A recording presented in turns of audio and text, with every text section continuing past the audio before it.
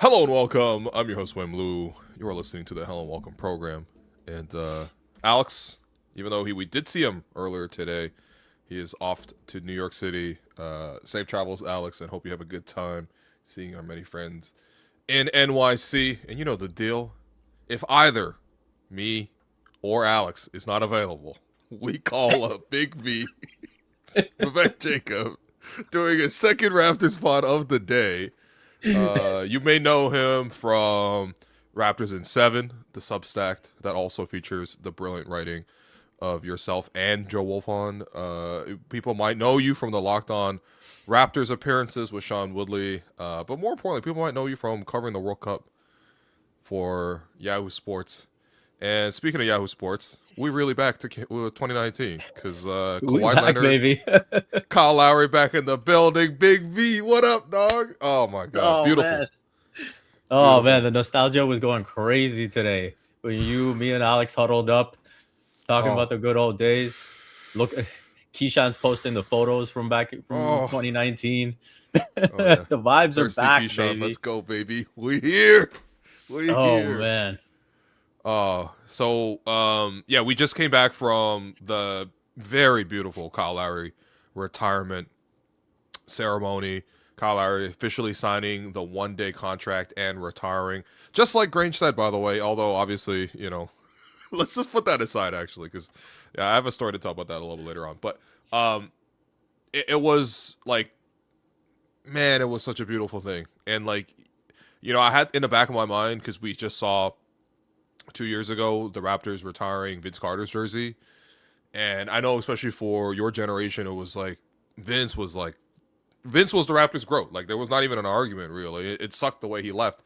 But the way the Raptors, like, laid out and rolled the red carpet out for Vince and how memorable that ceremony was. Vince obviously giving us the all-time meme of him crying and saying, "Come on," to the crowd, which was still very, just an absolute, like, legendary Raptors moment. But I'm like, yo, Kyle is the actual growth. So how are we going to give Kyle an even bigger set of celebrations? And I don't know. I don't know what I was expecting walking into it, but that was 10 out of 10. Like, and I feel like we honored the best Raptor in the best way. V, what were your feelings going into it, and like, how did it meet your expectations? And this is just the beginning, right? Like, we're not even Yeah, talking about the actual jersey retirement yet. Like, yeah, they did such a great job today. And every little detail, like, shout out JQ. Like, she pointed out to me, I didn't even realize in the hmm, moment, like on his 1-day contract where they highlighted his key stats. Uh, Even that was like, we put 7 stats for number 7, right, July 7th. dude, Like, come on, that man. you go into kind of that locker room experience that Oh, we had.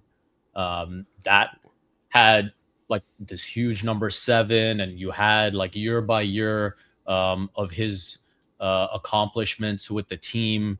And to see all these little things, whether it was like a player card, whether it was a quote, whether mm, it was his shoes, jerseys, all of that.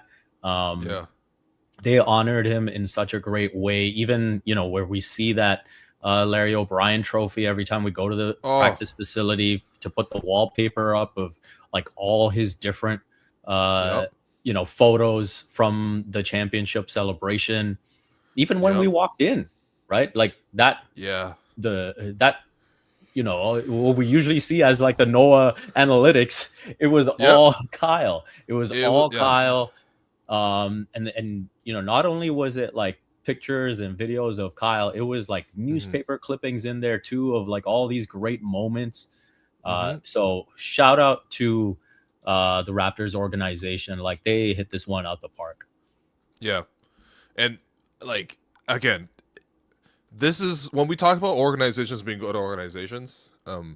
How you treat your legends on the way out, when they return, um, how you embrace them even after they've wronged you, in the way, obviously, with the way Vince left, and still accepting the grace of letting them come back in.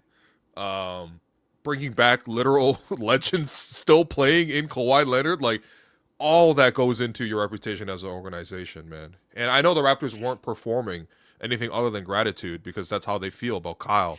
Even just seeing like all of MLSC, every single member of the Raptors, in terms of like the front office staff, like that. Actually, the strange thing was they had very little of the coaching staff and no active players, but that's because so many of them are already in Vegas right now getting training in. So I understand, from that perspective. It would have been cool to see like Kyle, like Scotty Barnes and CMB and IQ and RJ Barrett have these moments, interacting with Kyle. But a lot of these guys are actually already just playing. So like none of the playing staff and like the training staff was there. But like every single person, standing room only, they set up like it's like kind of like a wedding, all these chairs, a stage to set up. And like as you mentioned, man, every tiny little detail they can throw in there was beautiful. So the contract itself, we can start with that. This is what it's been listed on the contract. I feel like the uncle right now that's just like coming home being like, look at my photos from my trip. But y'all gotta look at the photos. I don't care, man. The 7 stats are 20,813 minutes, 10,540 points, 4,277 assists, 601 games, 9 seasons, 6 All-Star appearances, the 2019 championship. Those are the 7 stats, and one more day. A Toronto Raptor now and forever. Contract signed by Kyle Lowry, July 7th, 2026, which, by the way, is now officially Kyle Lowry Day, as pronounced by Olivia Chow, who was unfortunately not in attendance. We could not see her dancing through the ceremony, but we did get just a top-notch performance by the entire staff. I want to go through the press conference because I thought there were so many memorable moments. So let's start there because unfortunately I couldn't get my question in. I kept I put him hand up, making eyes at JQ, being like, yo, like maybe, but unfortunately I couldn't get it in. But I know V, you got your question in. And I got a couple of moments I want to highlight and I just want to revisit with you in this spot. So the first one actually was from Bobby. So Bobby was the first person to come up. And, Bobby's, and we've criticized him, not criticized, we teased him about this many times publicly and obviously privately, directly to him. But, he's just not he's not Messiah on the mic. He's not like a huge, evocative speaker. But for this one time. He said it himself. Yeah, for this one time, he's like, you know what? I'm going to practice, I'm going to rehearse, and I'm going to come in with my best behavior for Kyle. And he gave a pretty long speech, actually, which was pretty surprising. But this part, I thought, to finish his thought on Kyle and then to bring him up was just like absolute chills, man. Let's hear it. The doubters and all the haters and all the people who didn't think Kyle could win one on the biggest NBA stage with all the all-time greats that were on that court, Kyle rose above. And he'd always have that moment. And he can always look back and all the years of hard work and from where he grew up, and he'd have that. And I just felt, for him, he'd have that. And so it's my honor to announce that we'll be retiring Kyle's iconic number 7 this season at Scotiabank. And without further ado, I'd like to introduce the greatest Raptor of all time, Kyle Lowry. Oh, man. Standing ovation. Everybody standing up. We were all standing. Alex was standing from start to finish. That's because he came in 20 minutes late. And I'm kidding. He was one of the last people there. And there were not enough seats. Unfortunately, not enough seats. Oh, man.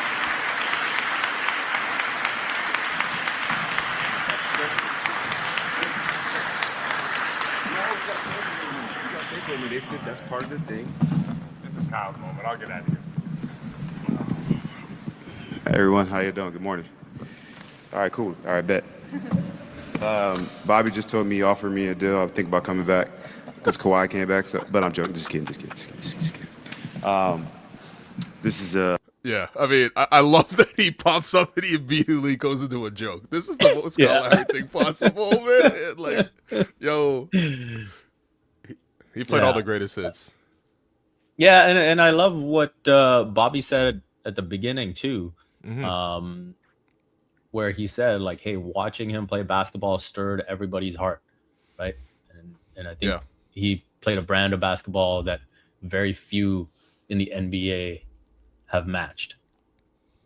And Yeah. I and like for me, that was like it felt like Bobby was pretty emotional in that moment, and I think that's Yeah. something where anyone who's watched Kyle and been attached to Kyle in any kind of way, Hmm. even if if even if it's more of a business relationship between the front office and Kyle, you can't help but have your heartstrings tied to a guy who plays like that.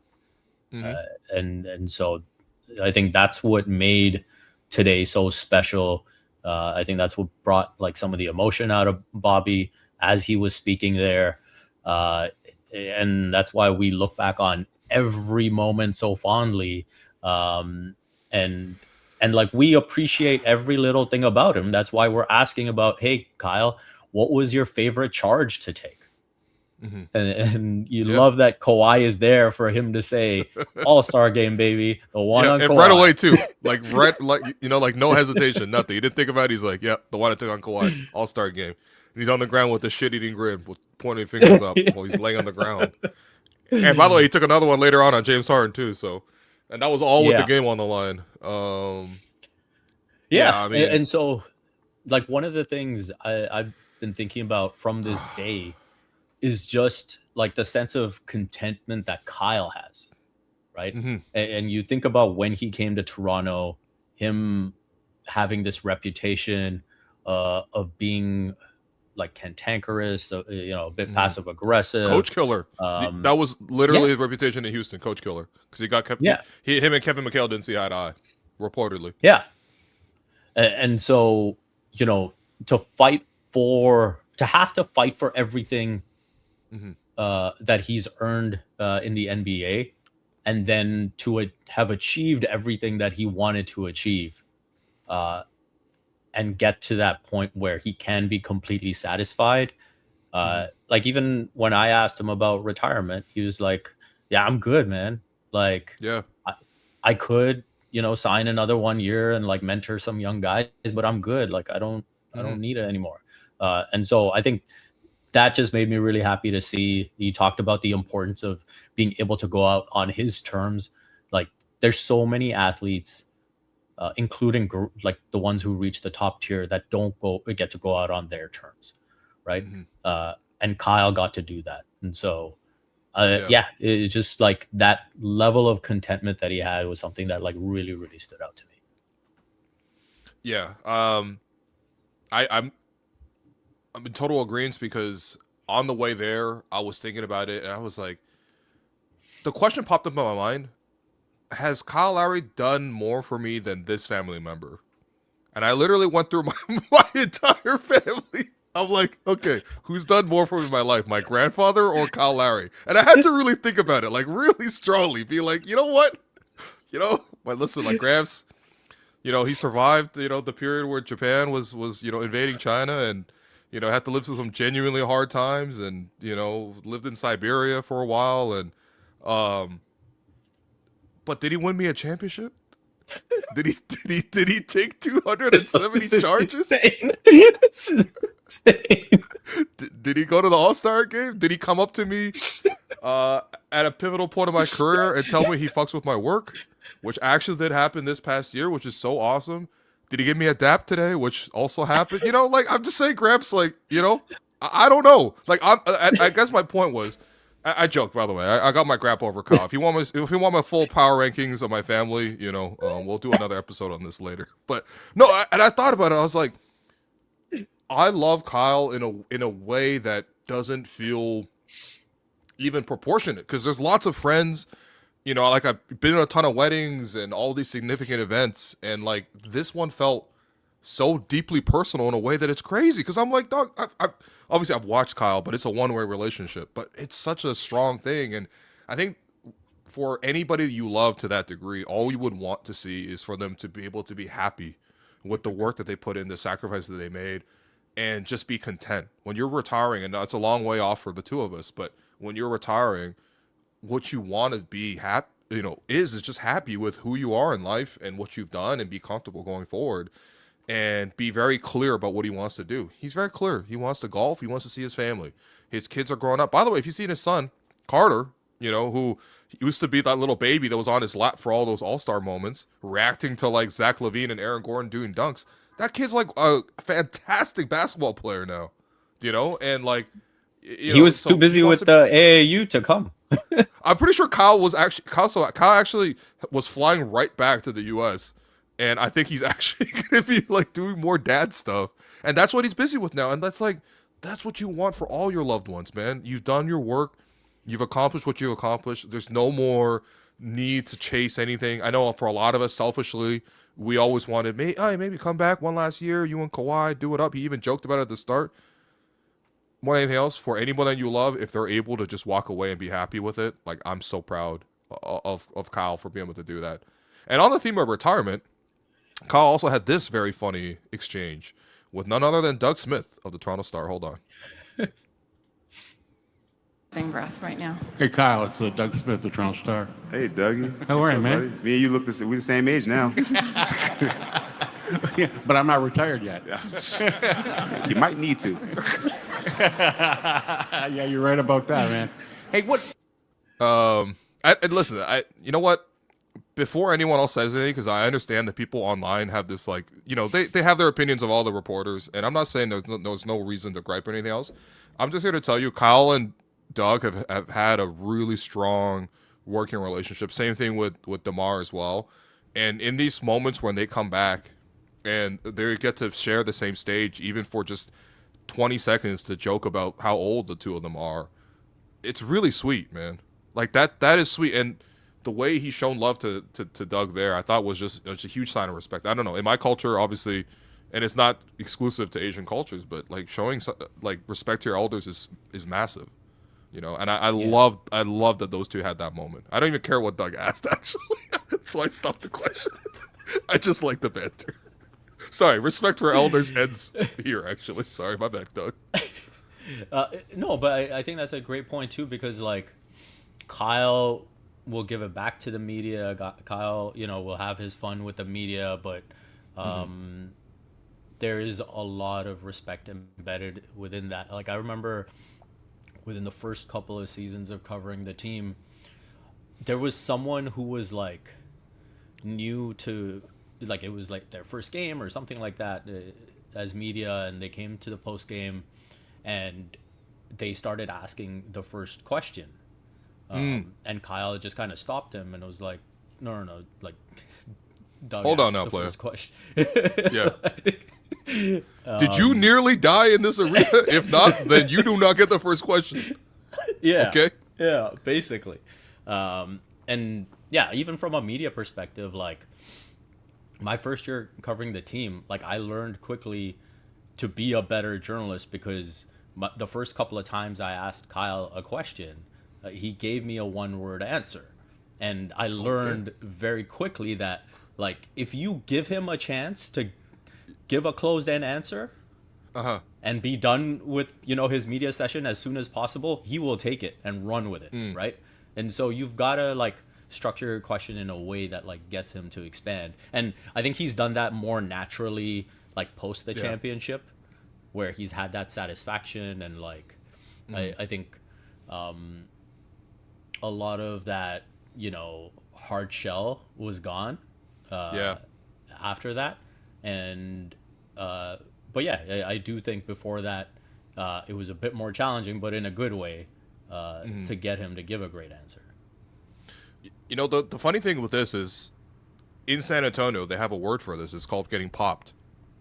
When Greg Popovich, swats away your question or ridicules it in some way. Sometimes it actually borders on rude. I'm not saying it's, like, universally a charming experience. A lot of times it's actually a negative experience, especially for the reporters being like, shit, I'm getting humiliated here. But, yeah, that was our version of getting popped, was getting Kyle Lowry. Like, it was always this thing. But you're totally right. He had this moment where, prior to winning the championship, people forget Kyle came under so much criticism, man. maybe not even as much locally, but elsewhere. Because when I thought about Kyle Lowry in the playoff context prior to the championship, one video comes to mind, and it's by my friend Zito on Twitter, who it's a picture, it's a video of him looking to be at like a sleepover or something, and he's like filming his like 10-year-old brother, and they're watching, I don't know, probably Raptors Cavs, and his little brother is cackling, and he'd be like, "I will take killer Kyle Korver over playoff Kyle Lowry," and he's like, "Kyle Lowry sucks," and like, I know that's just one video. I promise you that was the encapsulation and summation of what people thought about what Kyle was as a postseason player, which is really where you make your reputation. And naturally, you're going to have ways that you're going to push against that. You're going to bristle against it. But, yeah, you're right. He softened. In the bubble, he spoke so beautifully, especially during the times where the players were having a horrible moment. The world was having a horrible moment. The way he spoke on Black Lives Matter, the way that he performed in the bubble as well. Game 6, Kyle Lowry, probably the best game I've seen him play, single game, front to back, double overtime win, turnaround over Kemba Walker for the game winner. Mark Jackson saying swim as Kyle Lowry landed on his belly somehow. Never seen a player do a fadeaway land on his belly, but he did that. And yeah, he just kept growing into this like this really genuinely warm individual, you know? And again, we saw it on full display here. Just full of charisma and obviously lightning quick with his remarks. The other part too, which I thought Kyle eventually became kind of something like a mentor, really. And he was asked about that in particular in terms of the next generation of Raptors that took after him. While we were sitting, I think we kind of set the mold of what this franchise was going to be, how you come in here, how you approach the game, and they all took that and they ran with it. The talent, they worked hard, they did everything. We put we had the base model, but those guys were talented and they wanted it. And every last one of those guys you've named, only one besides OG's not an all-star. OG's now a two-time champion. I mean, those guys wanted it. They seen the work that myself, DeMar was putting in every single day in this building, and they seen how much this, what you can get from it. And I think they all just accepted it and took it and ran with it. So, I mean, kudos to those guys. Those guys are my little brothers. I love them to death. They're making me proud every single day. I mean, I talk to OG, won championship, Pascal, Freddie. I talk to Norm. All these guys. There's just a special place in my heart. Yeah, just can you describe for people who weren't around what Raptors culture was prior to Kyle Lowry and what it was after that? Prior to Kyle Lowry, I mean, it was non-existent. Like, Raptors culture was really just non-existent, right? Like it was just everyone trying to make something work on the fly. Like, you tried to, like, I remember when Brian Colangelo first got hired, and that was, okay, you're bringing in someone with a great reputation elsewhere and like well respected around the league at the time, that you expected to kind of turn around the franchise, but there was also an acceptance of what the Raptors were at the time. And so Colangelo was like, okay, you know what, we're not going to be able to attract big names, we're not going to be able to appeal in the way other teams do. And so he tried to be strategic about it, and he looked for European players, South American players, whatever it was. Like, he was the original Rob Pelinka, man.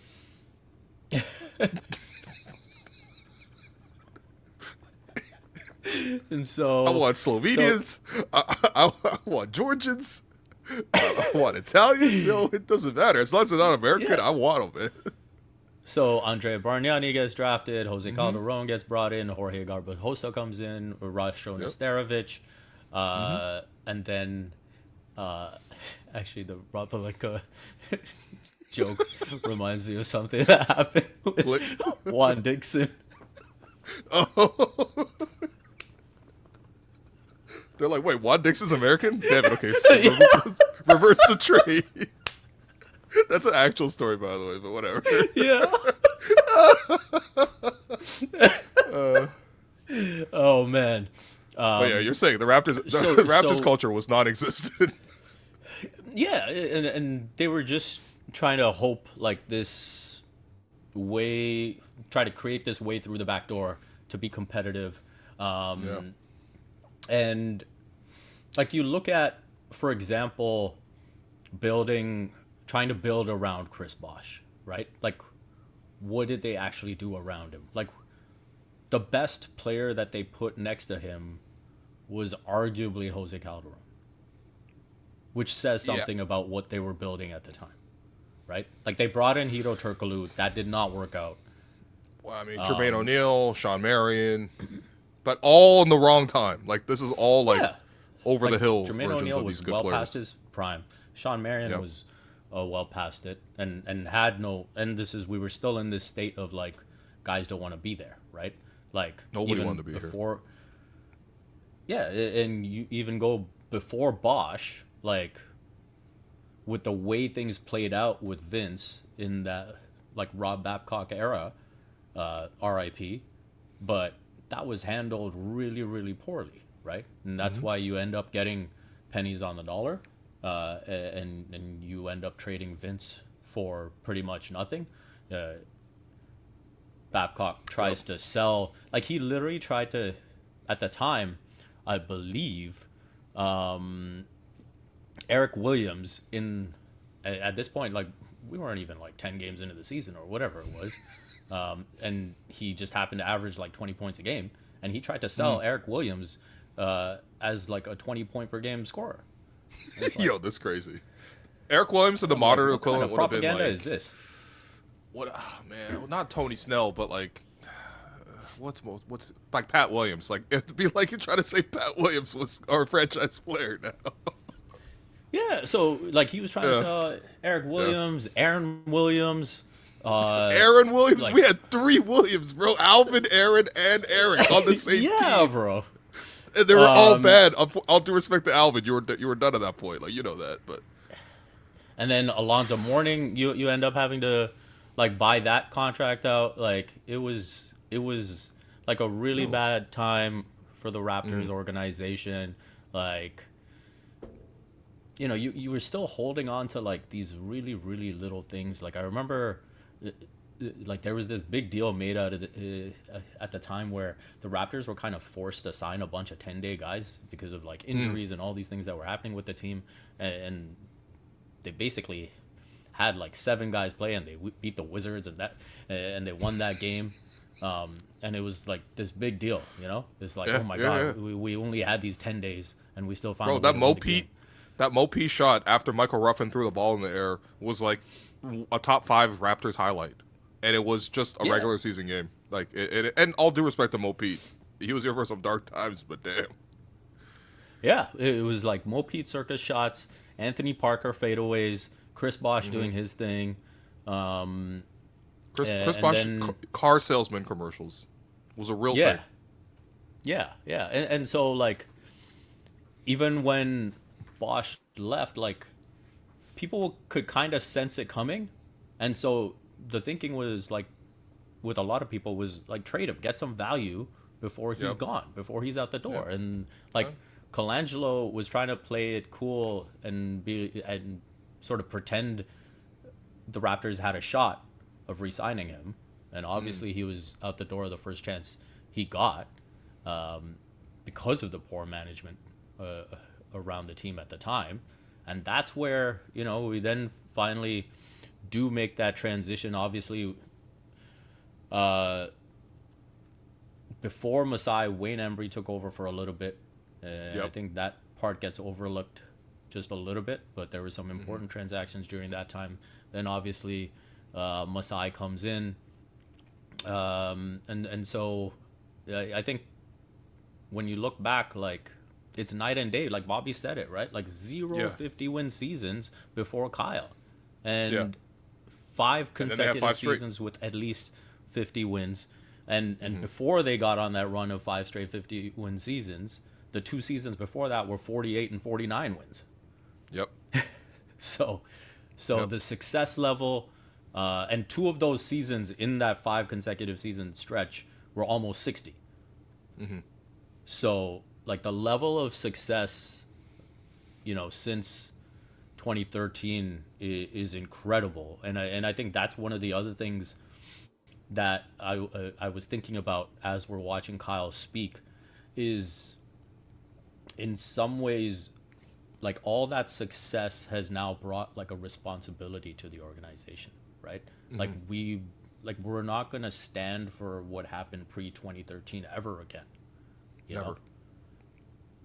And I think that's like a huge mark of his legacy. Like the frustrations that we've had in the last 5 years, whatever it is, it stems from the expectations that have been built. And so now, you know, in terms of honoring Kyle Lowry the right way, it is to make sure this franchise stays successful and stays in a winning way. This is what I mean. First off, that's very beautifully said, and some truly dark moments in history that you just rattled off the top of your head. You just trauma dumped for like 5 minutes, but there's a lot of trauma, so I get it, man. I think the biggest thing with Kyle is like I hope, as a franchise, as a fan base, one of my biggest hopes for Kyle is, do you understand how you changed our lives? Because I think for Kyle it's like, okay, like obviously we changed his life too. Like, you know, he was a journeyman. And there's the infamous story of, you know, Masai bringing Kyle into his office and challenging him. Do you want to be a $1 million player? Like, do you want to be a minimum player? You want to be a mid-level player? You want to be a max player? That's the level I see you as, you know. And that was a challenging conversation to have with Kyle Lowry in 2013. You know, you got to have a huge, you know, personality to even say that to Kyle in his face. And it's one of the reasons we love Masai. But we had no culture. You know, and it's borne out in the stats, but I think somehow it's more painful in the individual memories that you just listed. We had no culture. And for Kyle, DeMar, Masai, Dwayne Casey, those are the four that I always think back to. I mean, everyone else helped contribute, but in terms of just leadership, the coach, the GM, and the 2 stars, they made this organization into something legitimate. And, you know, if we had an hour with Kyle, I would have asked him about the Rudy Gay trade. And, you know, he almost got traded out of Toronto. Everyone remembers this, you know, him almost going to the Knicks. And it's just by circumstance and by sheer luck that it didn't happen. But by not doing that and by how much these guys committed, and I think DeMar should get a lot of credit for being the first guy to commit, because he did tweet, "Don't worry, I got us." And he was in the true wilderness, really. But, like, those four built the organizational culture. And I think that's the beautiful part of watching these future Raptors. You know, like, no matter what OG does with the Knicks, he's going to feel like a Raptor to me. No matter what Fred does with the Rockets, he's a Raptor to me. No matter what Norm does now with the Bulls, and, you know, he's actually bounced around, but, like, he's a Raptor to me. And Pascal is for sure a Raptor to me, because these guys grew up here in the home that these guys built. And, man, I mean, even the arena, like, it was before Kyle and stuff like that, we didn't even have, like, the OVO Center. Like, they used to practice in this shitty 3rd floor gym beside Scotiabank, or inside of Scotiabank. It's a terrible gym. They only use it for promotions, and, like, IBM employees use it as a ball run now. It's a shitty court. I mean, by NBA standards, it's a shitty court. Like, they changed everything about the organization. And by the way, a blast from the past did actually call in, which I thought was a really cool moment, because when Kyle gets his jersey number 7 retired, it's going to be up there with number 15, no matter how much Alex hates that. Let me see that. Hold on, y'all. Vince Carter's on FaceTime. Hey, what's... Congratulations, man. What'd you say? Yes, I had to cut you off. Congratulations, man. They can I hear love you. you, man. Hi, everybody. You want some? Hey, man, congratulations. Sorry, y'all. You are the GOAT. You are the man. I'm happy for you. But I'll see you in a couple of days, man. No. It's time to golf. I see you tomorrow, tonight. I get there today. What time you get there? But, bro, we're not talking about that. We're talking about you and Oh, your but day, man. you said golf. Congratulations, man. I appreciate you, brother. I I'm appreciate it. happy, boy. You're proud of you. Love you, man. Love you too, You are dog. the GOAT. You are the man, man. Enjoy this. Enjoy it. I am, bro. Enjoy it. I am, dog. I appreciate it. We'll talk about it. We'll have a little dinner. We'll talk about it, bro. All right, brother. Love you, man. Love you too. Out. All right. Vince Carter, everybody. Vince Carter. I have no idea what you were talking about. What was the question? Do you want to ask your question again? By the way, he did actually remember Wolstad's question after this, which I thought was pretty impressive. But, I mean, for you, that's got to be cool. Like, you know, your Raptors GOAT calling in about the current generation Raptor GOAT, you know? That's sick. Yeah. I mean, let's be clear. Like, Kyle is my Raptors GOAT. Okay. Yes. Like, obviously, Vince is like the OG. it was really cool to hear him. I'm not sure if he said goat or groat. I'm gonna assume he said groat. Like I think for Vince to say you're the groat would be really really cool. Okay. And yeah, I think that love, that acknowledgement between like all the legends of this team, which now is like starting to trickle up in numbers, is really cool. Some might say it was a little tacky for Vince to call during the press conference, knowing the press conference was going. I can kind of see that. Like, he could have called at any time before, he could have called at any time after. Maybe he gets his shine that way, but still a cool moment nonetheless. And yeah, I think at the end of the day, like, it's Kyle Day. It's 7-7, and yeah, like he just deserves this so much. And I think what's beautiful about this is like we don't normally associate this type of day with maybe this type of player, right? Like in terms of the heart, the hustle, Right. the energy. Like usually, you know, it's like it's such a skill-based thing. Yeah. You know, usually in it's terms of, Vince. like, Usually, looking at- normally, Yeah, Vince it's the going Vince up type, there makes sense, right? Yeah. And so for Kyle to make a career at and be so elite at the little things, and then obviously he did some big things too. I think that's what kind of like this typical blue collar type guy who was atypical in terms of the level he was able to do it at, to earn this type of day is what makes it really really cool. 15-7 going up there. I think 10 will go up as well. By the way, on the topic of jersey retirements, nobody's worn 10 since DeMar has left. And honestly, the way things are going, I know Chris Bosh had 4, but 4 will go up there too, and it won't be CB4. But we'll see. A long way to go. But SB4 will probably go up there as well. You know. Yeah. I don't know. Maybe 43. I don't know. It's just all really, really fun to think about. Also, I didn't have the clip here, but Kyle was asked by S about a potential trophy, or not trophy, a potential statue for himself. And Kyle did mention it'd be pretty cool for a basketball guy to be beside those hockey guys. And it really got me thinking, man, can we do a Legends Row but for the Raptors? Why not? Right? Why not? Woo! Yo, because like It's- if you know, it'd be perfect. Kyle could be the captain. He could be the one leading the charge, and there'll be a couple other guys on the bench because you could just have like a Raptors bench version of that. You know, why not? Yeah.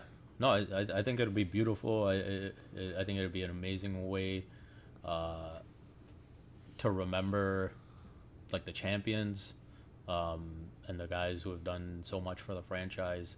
Like I think about like RJ Barrett probably feels like he's in a movie right now, you know? Oh. Like this kid who grew up watching the Raptors is like playing for the team. He had this incredible buzzer beater moment that he'll have forever. Now it's the summer. It's like, oh, what's next for this team? Kyle Lowry signing a 1-day contract to retire a Raptor.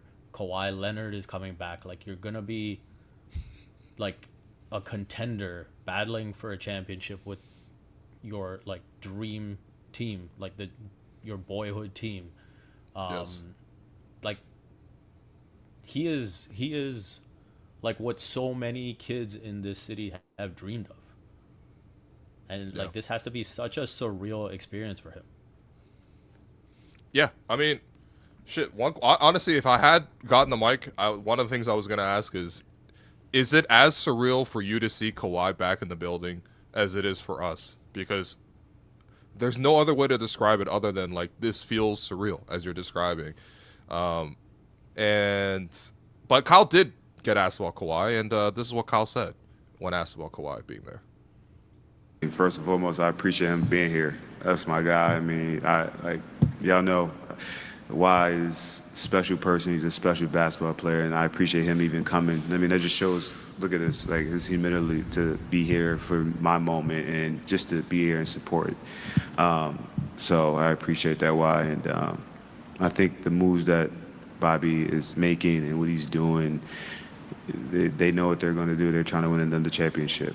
And starting with that guy right there, you get him to that point, your championship is the only aspiration, and that's why he's here. And I can't wait to watch these guys grow and gel together because it's going to be special. You got some great young players, Scotty, CMB, Shed, Quick, those guys. It's going to be awesome, and I'll be able to watch a couple of games and cheer for them, and when I'm doing my little TV deal, I won't do no critiquing, all positive critiquing. So I'm giving all tidbits on TV for him, but I'm looking forward to it. And Bobby, he got a. Oh, sorry, hold on. What did he say? Hold on. Critiquing. So I'm giving all tidbits on TV for him, but I'm looking forward to it. And Bobby, he's going for it, and I think he knows what he's doing. I just want to end one. Man, I mean, first off, it is very cool that he gave Bobby the props to even make that trade, because like, I feels like it's weird. Like somehow this man brought Kawhi Leonard back, and people are like, yeah, but he signed Jacob to the extension. People aren't excited, which is crazy. Like, it's actually like mind blowing to me that it's not just like universally being praised. No matter how you think the trade's going to be turned out, or if you think he's healthy or not, it's just universally cool that he brought him back and that he's going for it, as Kyle's actually acknowledging here. But the big question is, brother, did he say aspiration intentionally? I think so. This man knows what he's doing. That is. They know what they're going to do. They're trying to win another. Bobby is so to be here for my moment and just to be here and support it. So I appreciate that, why, and I think the moves that Bobby is he's a special basketball player, and I appreciate him even coming. I mean, that just shows. Look at this, like his humility to be here for my moment and just to be here and support it. So I appreciate that, why, and I think the moves that Bobby is making and what he's doing, they know what they're going to do. They're trying to win another championship. And starting with that guy right there, you get him to that point, your championship is the only aspiration, and that's why he's here. Yo, he said that with a straight face. Look at his face. Watch his face. You get him to that point, your championship is the only aspiration, and that's why he's here. And Yo, okay, he did. If he said that tongue in cheek, that is the most like the best delivery possible. That's a better delivery than what Lautaro Martinez set up for Enzo Fernandez for the third Argentine goal. Like, how did he do that? Nah, that's crazy, man. Kyle is hilarious. Kyle is hilarious to do that. He's such a troll, man. Oh man, I wish they cut back to Kawhi when he said that. That was Kawhi's like, oh, hey. Kawhi's like, ni hao. I only speak Chinese now. Oh man. Oh boy. Nah, but Bro. To have Kawhi, because I think even going back to like when you asked me about like pre-Raptors, all of that, like there were times where, like, obviously nothing like this because no one was getting GOAT status or anything like that, but there were times where things would be done where the Raptors were promoting a player or whatever it might be, and it seemed like very much a token gesture, and we are past that, right? Like we're literally honoring the greatest Raptor of all time, who's won a championship.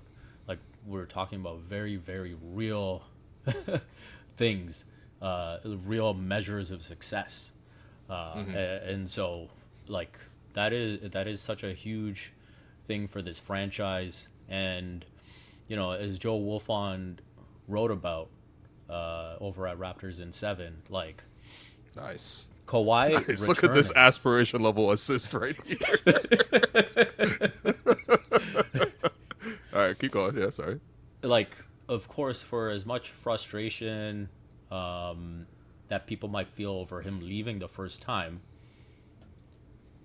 him returning doesn't happen without that 1 year experience, right? And saying, I believe in this front office, like I'm familiar with the situation, like I know what it's about, like, Yep. and in some ways, for all the negativity that came when he left, where people were saying, like, man, look at that, even a championship wasn't enough to keep a superstar in Toronto. Now all of that goes away, right? Like, you're getting a report of him saying he wants to retire here. Oh, hell yeah.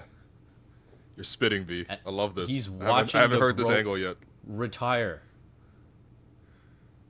And that part of it can't be overlooked. Like, him coming back is saying, I know Toronto's about it. I know what I can do with this Raptors franchise. And that is something that when other players look at this franchise now, they will see the legacy that Kyle has built. They will see the legacy that DeMar has built. They will see Kawhi coming back to come get another one and maybe get it with Scotty. And then you look at what the legacy that Scotty might have one day. Oh, I'm about to bust. I'm on Bargnani right here.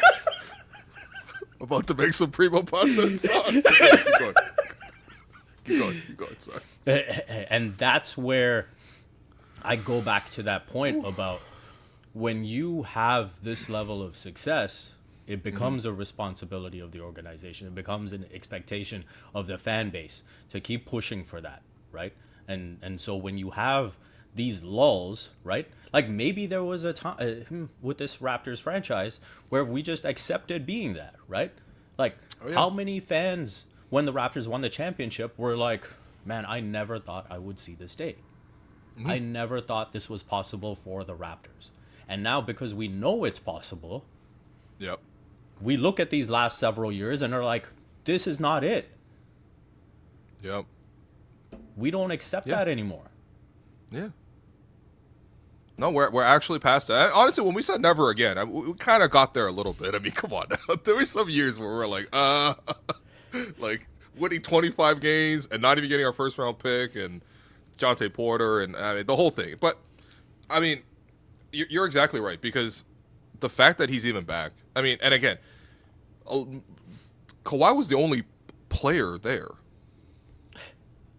You know, like the rest of the Raptors are either having their summer or the majority of them are in summer league right now because they're still a pretty young team and they're getting work in and the coaching staff is there to help facilitate that. So the only actual Raptors player in the building for this was Kawhi Leonard. And if Kyle Lowry was the cake, and, you know, obviously a joke there too, but like if Kyle Lowry was the cake, Kawhi was the freaking cherry on top. You know what I mean? Like, are you kidding me? Because we got to pivot to the fact that, okay, so we didn't know if Kawhi was going to show up. As always, okay? We didn't know if Kawhi was going to show up. Obviously, the deal is not official just yet in terms of, like, you know, being processed by the league and everything. You know, there were some rumors that, you know, Kawhi was spotted in Yorkville, but it was like, you know, like, okay, like, is he actually going to show up? Because, you know, Kawhi, he's the international man of mystery.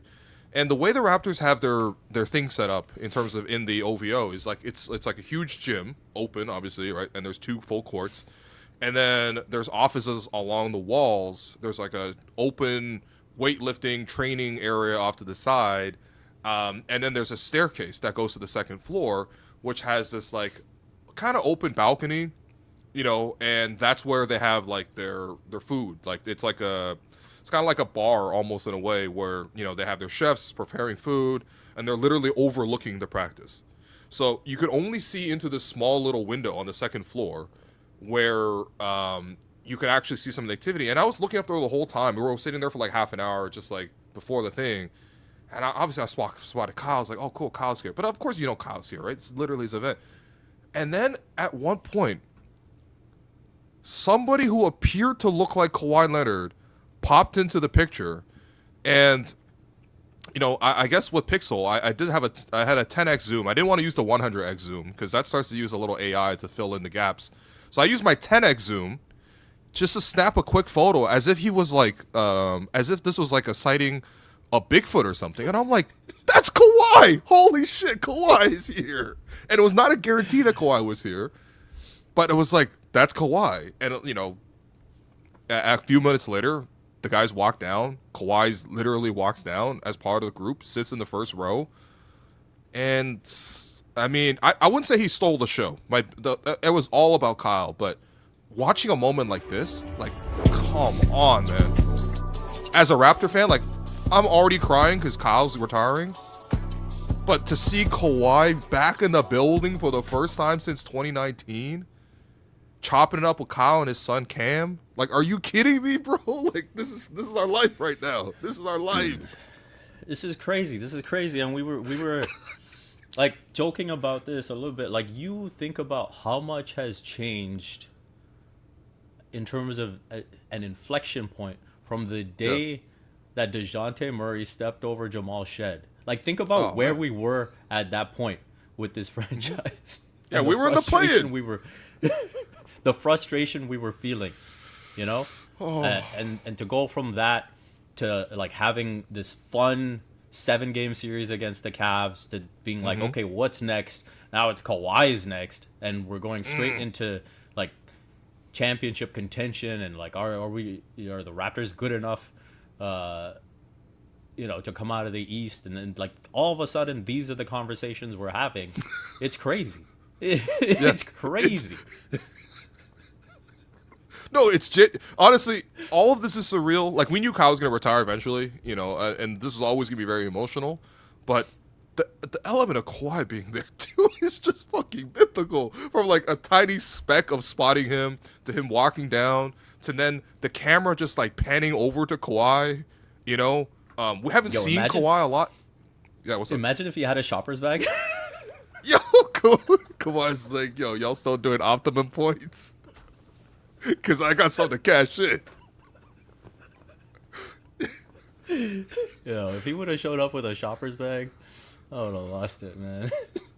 Yo, honestly, Kawhi, and this is the thing. I saw someone say this, but Fun Guy 2.0, he's actually a lot more fun the second time around. I don't know. I mean, look at Kawhi's vibe, bro.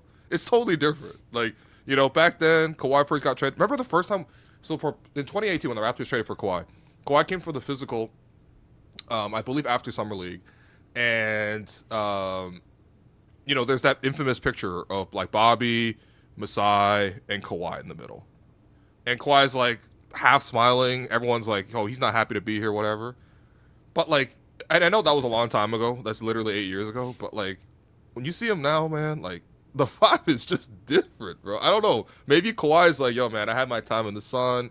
Like, I'm back home again. Like, his basketball home at least. It's like, I don't know. It's fucking surreal seeing Kawhi there, man. Like, yo. And I guess the trade's not official. By the way, I have some reporting to say on that.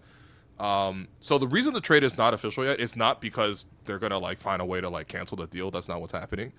There's just a lot of moving parts with the deal. Obviously, there are 2 injury-prone players that we're dealing with here with Brandon Ingram and Kawhi Leonard. They got to go through the medicals. There's obviously the league angle. No matter what Kyle Lowry says, championships is not his only aspiration. So there's that aspect.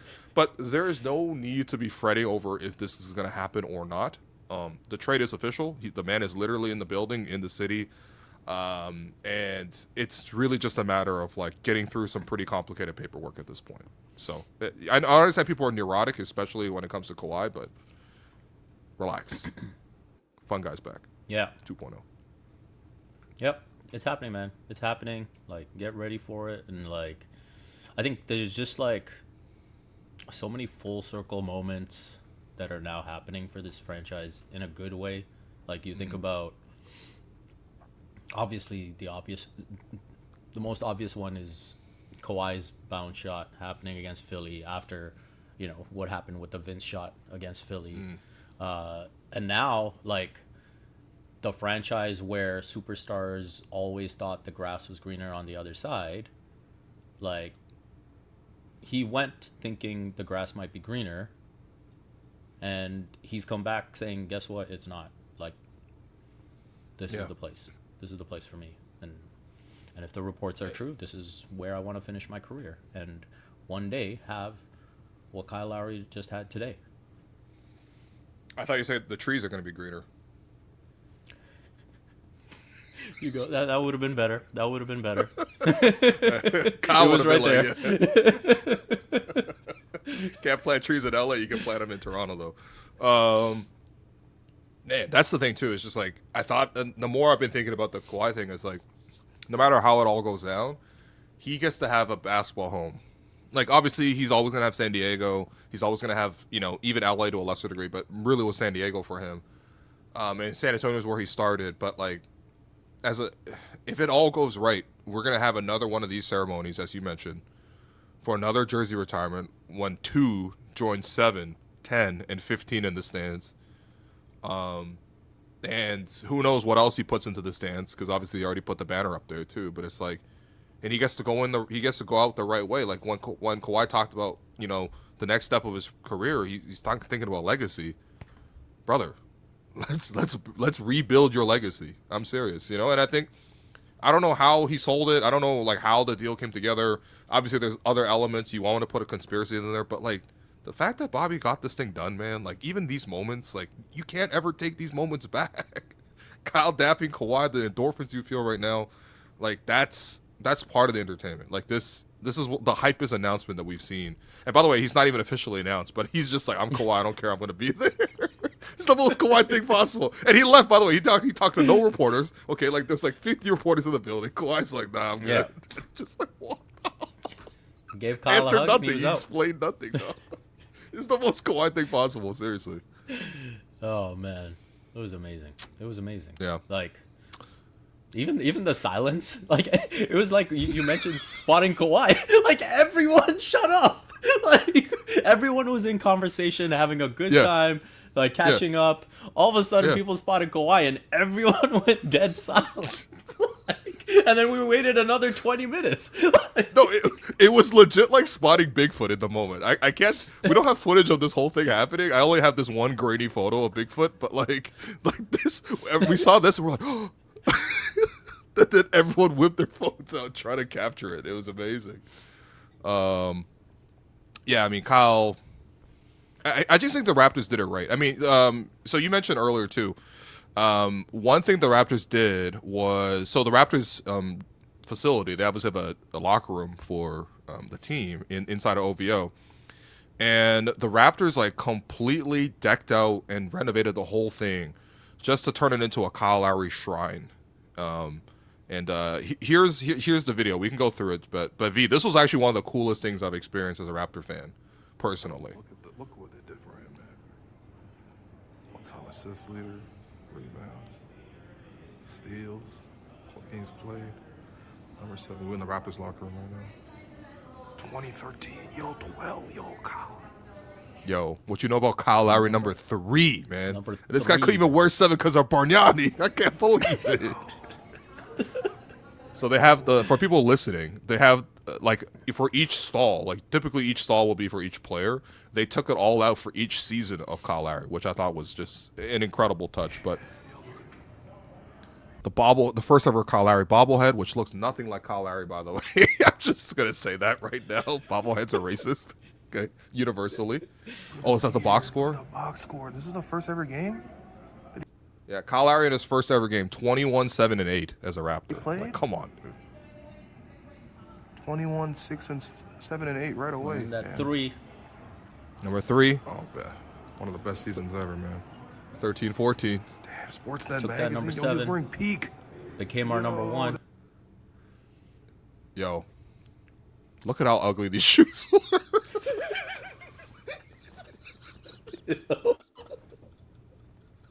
Hey, yo.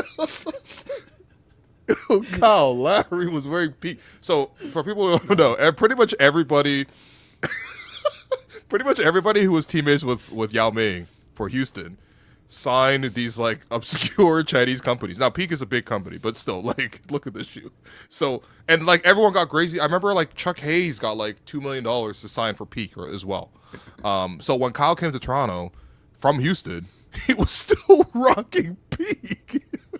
Anyway, he was hooping in Peaks. That's because of Yao Ming. He was wearing Peak.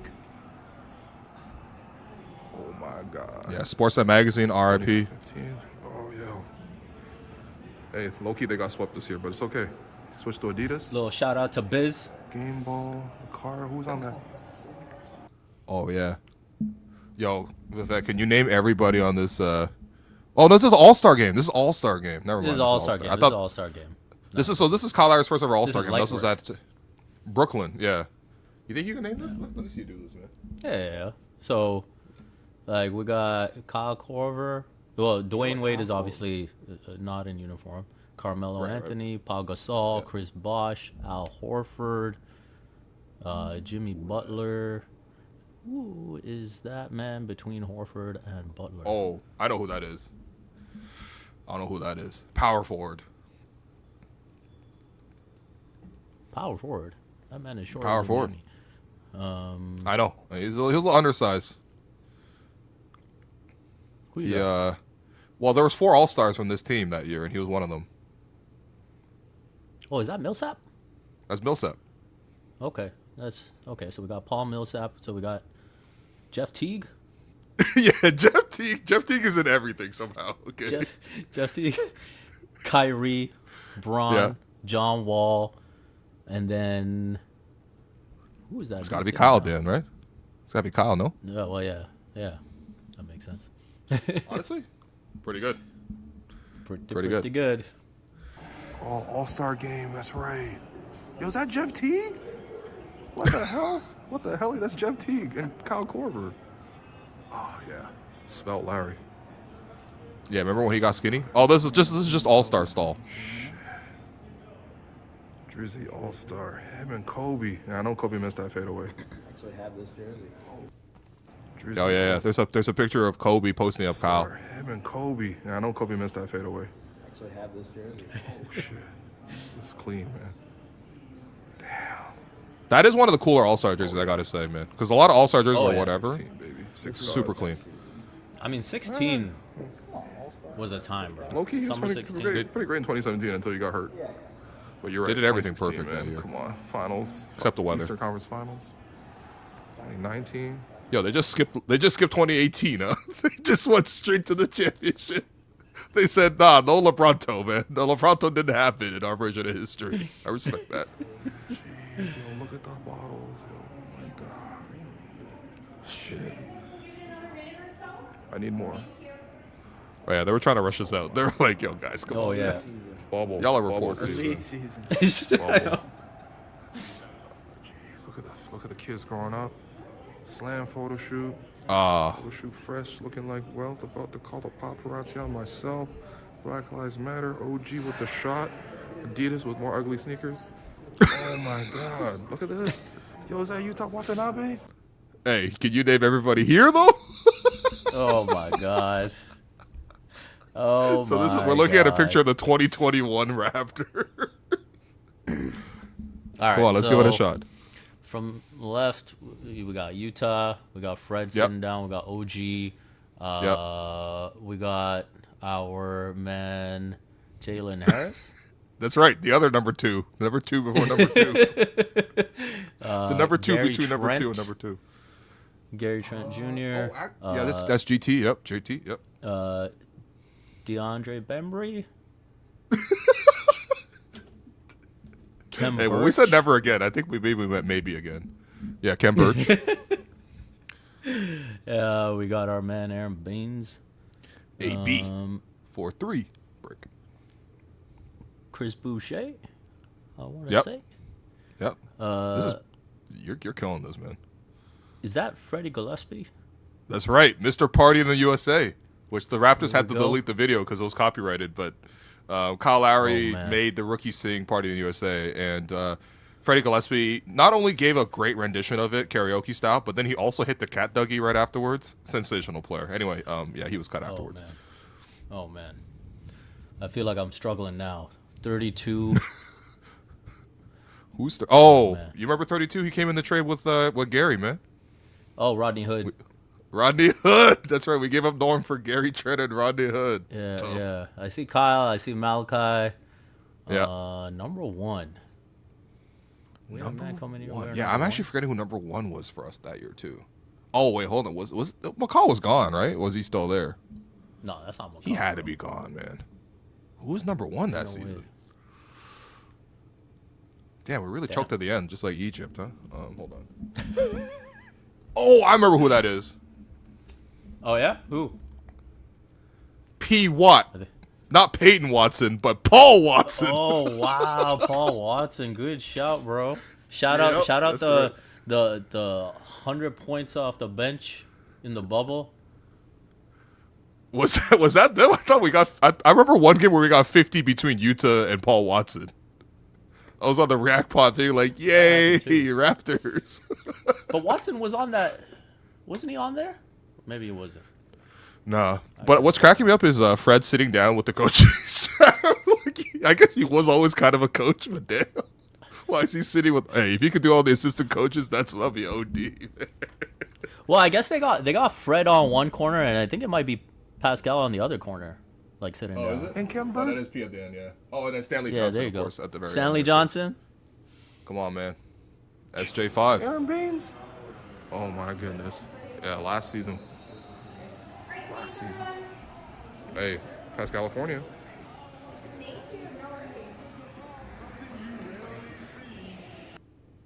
By the way, I do love this like very beautiful dome, this glass dome that they have in the Raptors locker room. It's very beautiful.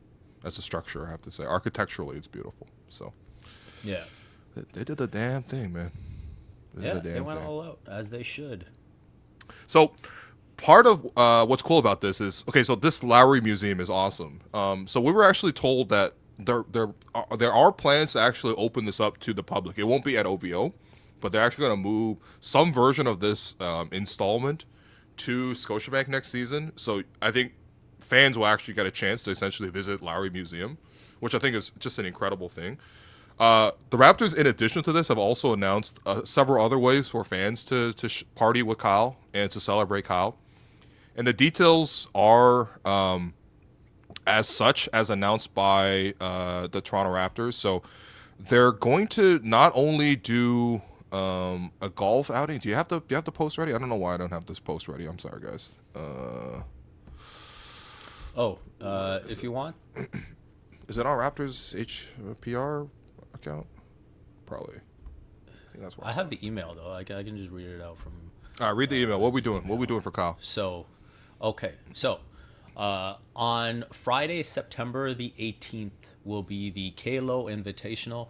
The Raptors and MLSE Foundation will host a charity golf tournament bringing together friends, former teammates, partners, and guests for a day of Lowry's second favorite sport. Proceeds will benefit one of the foundation's youth initiatives selected by Kyle and Ayanna Lowry to help create opportunities for the next generation. Then, on Saturday, September 19th, the celebration comes downtown with Kyle's block party, a daytime party dedicated to the fans, the people who were there for every step of the journey through highlights, activations, merch, and special appearances. We will come together to celebrate, relive unforgettable moments, and create new memories. Free passes will be made available through Raptors Fan Access at a later date. Free passes by LMLSE. Well done, guys. Well done. There you go. And that's the daytime party. We got something for the night too. A night for what we doing 7. tonight? The party wraps up on Saturday night with an elevated celebration. The gala will feature entertainment, storytelling, and fundraising for MLSE Foundation, all in honor of the GROAT and the impact he continues to have on Toronto and beyond. Dude, this is sick, man. So fans get to celebrate with Kyle too. And the free part. Honestly, jokes aside, that is actually awesome, man. Because I was always thinking of like, okay, we did it up for Vince. Remember, we got the plane for Vince. We wrapped like a plane for Vince. You know, where they revamped the park that Vince initially opened. Back when he was with the Raptors, and obviously the ceremony was awesome. But like, This, and again, all this is prior to Kyle actually getting his jersey retired. Like, this is how you treat the greatest Raptor in franchise history. So, people, look out for that as well. That's the end of September 18th to 19th. Three incredible events that are going to be coming with Kyle coming back to the city. And then lastly, on that note, speaking of these many former Raptors greats coming back to the city, I'm going to wrap up on this because it's been asked a lot, and there was a lot of point of conversation at the facility today. But, yeah, should we bring back DeMar DeRozan? Vivek Jacob, I'm going to ask you this loaded question. Should we, as the Toronto Raptors, bring back DeMar DeRozan? So, in terms of why it could potentially work, is you would have a player who would give you a solid scoring punch off the bench on the nights where Kawhi is unavailable and needs to have some load management, whatever it is. You have this guy who can come in and absorb that volume and help out in that way. You would have, I still think, from a veteran leadership standpoint, this roster might be a little light, and so you would be getting that as well in DeMar. So those are the positives. You would also have a player that, I said soaking up the volume. He's someone that, is pretty good with taking care of the ball. He's obviously really good in terms of helping your half-court offense during the regular season. And so I think all those things would be a huge bonus. But obviously we know the downsides of DeMar. And so we don't even know if he'd really play that much in a playoff rotation. That's just the reality of it. And I think the biggest reason I don't think it would happen is because you're just like asking him to take the ultimate ego check. And like, here, I would use the words humiliation ritual. Like, why don't you come in off the bench, backing up the guy who we traded you for to win a championship? Will you figure into the playoff rotation? Maybe, who knows? We'll see. Also, like, you might be getting better offers elsewhere, but just take a minimum here. That's a lot. That's a lot. Yeah. Storyline wise, I understand why. As a player, obviously DeMar is he's so much better than a minimum player, which is all the Raptors could possibly offer in this case. I don't think it's going to happen. I don't think that it's something that people are angling to make happen for a lot of the reasons you recognize. I also think that, like, we always think about best case scenario. You got to think about a realistic scenario. Okay, so let's say you're closing a game. The Raptors are closing a game. They're protecting a lead. Up 8 points, 3 minutes left. Who do you want on the floor? CMB, Scotty, Kawhi, probably IQ or Shed, Walter. And you're closing the game. And let's say the Raptors do successfully close the game. And then the next game, they're winning again. They're up 10 with 3 minutes left. Probably putting the same defensive lineup in. And let's say we go a whole week without really closing a game with DeMar. Now, obviously players always say, like, yo, it's cool if I come off the bench, but it's about who finishes the game. It's not a given that we finish the game. Now, granted, if we're chasing the game and we need a little bit more offense, like, yeah, sure, put him in over, like one of those guys. I'm fine with that. But let's say that happens. And then let's say that happens, not just in the first week of the season, but midway through the season, they have a little bit of difficulty. People get frustrated. It's already kind of like a bit of a huge ego check, as you mentioned, to do that. Plus, DeMar knows all the media here, has a lot of loyalties in the fan base. It's got to be tempting to, say something like, I think we could maybe try different looks closing the game. Something harmless, something really harmless. But that becomes a storyline. That becomes a question. Why isn't DeMar playing? That becomes something all the players got to answer for. Like, that sounds way more realistic of an outcome versus just like, yes, you're getting a player on a great deal, and it's nostalgic, and it's great coming back, and everything like that. And he's definitely a talent infusion. And the Raptors could use more offensive initiators, I understand. But number one, the Raptors are trying to build the strongest defensive and most disruptive defensive team possible, and DeMar literally runs completely counter to that. And second of all, I don't see how, if you're in DeMar's position, you're going to take the least money possible, which is literally all the Raptors have to offer is the minimum. And they barely have enough to offer the minimum, by the way.